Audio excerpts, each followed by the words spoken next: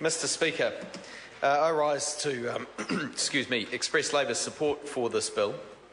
It is a bill that, as the previous speaker has said, weighs up the various factors at play and comes down with a compromise solution of a shorter period until this kind of subsidy, effective subsidy, passes. And we on this side of the House and the National Party opposite did have some robust conversations in the Select Committee. Many of us played devil's advocate at different times and took different sides of the debate. It was a good Select Committee discussion. It was well chaired, and I say the member over there who chaired it chaired the discussion well. We had some interesting conversations. We expanded our own knowledge of the sector. We had advice from officials on many things. We considered factors like the seasonal factors and when a film turns up, how they're released generally at school holiday times and how those differ between here and overseas, where the majority of films come from. We talked about competition with other films from similar genres and how that affects the timing of the release of a film. We talked about the availability of advertising, such as billboards and the like, which can create pressure on certain times to screen. And we talked about the profitability or otherwise of some of the cinemas that have to make the transition to digital over time. All of the issues were weighed up, and on balance, the 120 cinemas roughly in New Zealand were given the benefit of the doubt in terms of allowing them a little more time to transition, make the transition arrangements necessary. But as previous speakers have said, we do expect this to be the final transition. We expect this 5-month delay period to be where it ends, and thereafter these things will be released at the same time. So, Mr. Speaker, this bill does expire on 31st of October 2016. Labor gives its qualified support for the 5-month delay, and that is on the basis of the impact on provincial and rural cinemas who have at least capacity to show those high-grossing movies simultaneously that is required to be competitive in the marketplace. Because we're concerned about what is going on in rural New Zealand.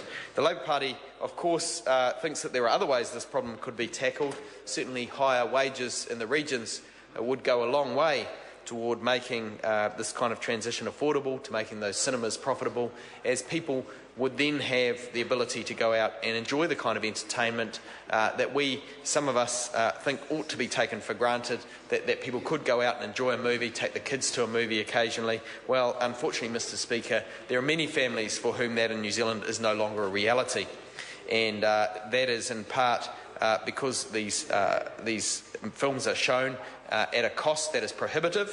But the reason the cost is prohibitive, of course, is because wages are low, because families don't have enough to make ends meet in the regions, and that means that people are struggling, and so consequently those who provide the entertainment to those people are struggling also. So this bill strikes a balance in the meantime.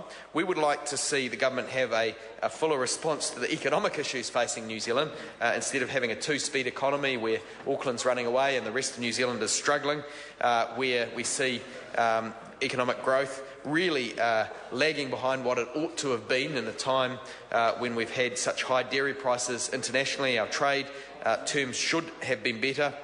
This government has underperformed in the economic sector, and regional New Zealand is hurting. One of the ways we're seeing it expressed is here in this bill, where people are not able to afford to go to the cinemas to support those community facilities that we value on this side of the House.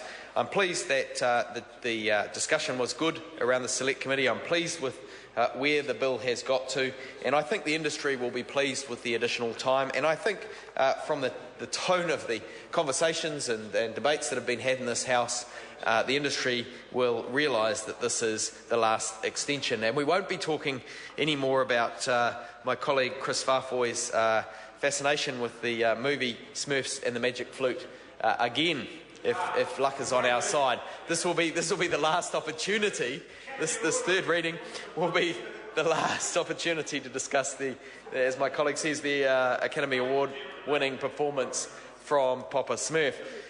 So we know that we did actually discuss in the Select Committee the release time of the Smurfs movie, because Smurfs 2 was one of these high-grossing movies, so it actually came up as a topic that we discussed around the table, and how that as a concrete example plays out when this legislation goes through. Mr Whāwhoi, in an earlier speech though, admitted that the first movie he ever went to see was Smurfs 2, and it sounds like he was a bit of a fan as a younger man. I'm sure he'll say more when his time comes to speak on the bill, and I hope that's where his contribution stops. I may be inviting a contribution I welcome less if I pursue this line much further, Mr Speaker. So, for Labour, we're happy to support the bill.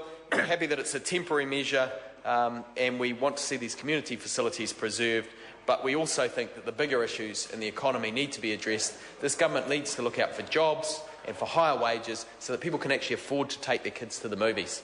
Those simple things need to be addressed. This government needs to get on top of the economy, rebalance it where it's failing, and focus on the issues that matter to New Zealanders, and that is jobs. Thank you, Mr Speaker.